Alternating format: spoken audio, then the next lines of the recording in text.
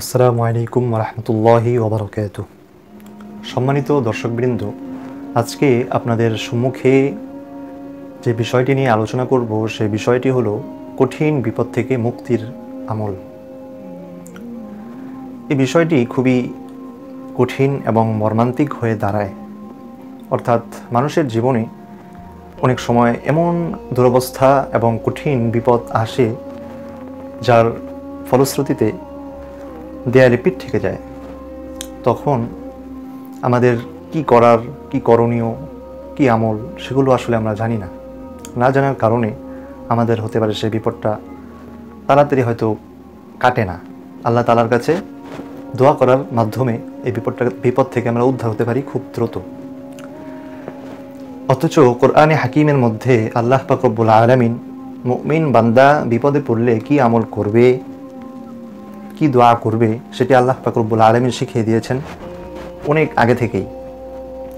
তবে আমরা কোরআন না পড়ার কারণে আমরা জানি না, বা জানলেও ওইভাবে আসলে আমরা এটা প্রয়োগ করতে পারিনি, যে বিষয়টি আল্লাহ পাক রব্বুল আলামিন কোরআনের মধ্যে স্পষ্টভাবে উল্লেখ করেছেন। এবং কোরআনে পাকের মধ্যে আল্লাহ পাক রব্বুল আলামিন এমন একটি দোয়া শিখিয়েছেন যে দোয়াটি অনেক কার্যকরী একটি দোয়া এবং গ্রান্টেড একটি দোয়া, খুবই গ্রহণযোগ্য একটি আমল, এবং সকল মুমিনই যেই আমলটি করেছে সেই ফল পেয়েছে। আল্লাহ পাক রব্বুল আলামিন গ্যারান্টি দিয়েছেন প্রত্যেক মুমিনকেই আল্লাহ পাক রব্বুল আলামিন কিয়ামত পর্যন্ত যেই ব্যক্তি এই বাক্যগুলো পাঠ করে আল্লাহ রাব্বুল আলামিনের কাছে দোয়া করবে তার দোয়াই কবুল হবে। এখন কোন সেই আয়াত, কোন সেই দোয়া যেটা কোরআনে হাকিমের মধ্যে আল্লাহ পাক রব্বুল আলামিন বলে দিয়েছেন, তো আসুন সেই দোয়াই আমরা জেনে নেই। আপনারা সবাই কম বেশি অবগত আছেন হযরত ইউনুস আলাইহিস সালাতু ওয়াস সালাম যখন মাছের পেটে অবস্থানরত ছিলেন, কি মর্মান্তিক বিপদ, যেখানে আসলে বাঁচাটা খুবই দুষ্কর, যেখানে মানুষ জল ছাড়া, খাবার ছাড়া এতটা দিন আসলে বাঁচা খুবই দুষ্কর হয়ে পড়েছিল। হযরত ইউনুস আলাইহিস সালাতু ওয়াস সালাম সেখানে খাবারের কষ্ট করেছেন, পানির কষ্ট করেছেন, সেখানে আসলে এক কথায় মানুষ না বাঁচার মতো একটি অবস্থা। তবে সেখানে আল্লাহ পাক রব্বুল আলামিন সে নবীকে কি করেছেন, আল্লাহ তাআলা বাঁচিয়ে রেখেছেন। তো তিনি আল্লাহ পাক রব্বুল আলামিনের নিকট একটি দোয়া করেছিলেন। সে দোয়াটি কি? সে দোয়াটি হলো ফানাদা ফিল যুলুমাত আল্লা ইলাহা ইল্লা আনত সুবহানাকা ইন্নী কুনতু মিনাজ জালিমিন। ইউনুস আলাইহিস সালাতু ওয়াস সালাম যখন অন্ধকারে মাছের পেটে অবস্থানরত ছিলেন, তখন তিনি আল্লাহ রাব্বুল আলামিনকে ডাকলেন, আল্লা ইলাহা ইল্লা আনত সুবহানাকা ইন্নী কুনতু মিনাজ জালিমিন। এই দোয়ার অর্থ হলো সত্যিকার অর্থেই আপনি ছাড়া কোনো মাবুদ নাই, কোনো ইলাহ নেই। সুবহানাক, আপনি পবিত্র, আপনার পবিত্রতা জ্ঞাপন করছি। ইন্নী কুনতু মিনাজ জালিমিন, নিশ্চয়ই আমি জালিমিনদের অন্তর্ভুক্ত।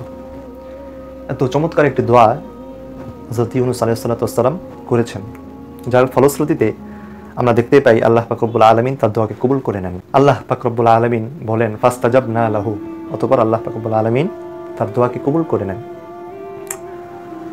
ওয়ানাজ্জাইনাহু মিনাল গাম, এবং তার এই দুশ্চিন্তা থেকে তাকে আল্লাহ রাব্বুল আলামিন মুক্তি দান করেন। ওয়া কাযালিকা নুনজিল মুমিনিন, আর আল্লাহ পাক রব্বুল আলামিন এইভাবেই তার বান্দাদেরকে, মুমিন বান্দাদেরকে কি করেন, মুক্তি দান করেন। গোটা বিশ্ববাসীকে আল্লাহ পাক রব্বুল আলামিন এভাবেই মুক্তি দান করেন। কাজেই আমরা বুঝলাম যে দোয়াটা কতটা গ্রহণযোগ্য একটি দোয়া, যে দোয়াটি করার কারণে আল্লাহ পাক রব্বুল আলামিন সাথে সাথে তার দোয়াকে কবুল করেন।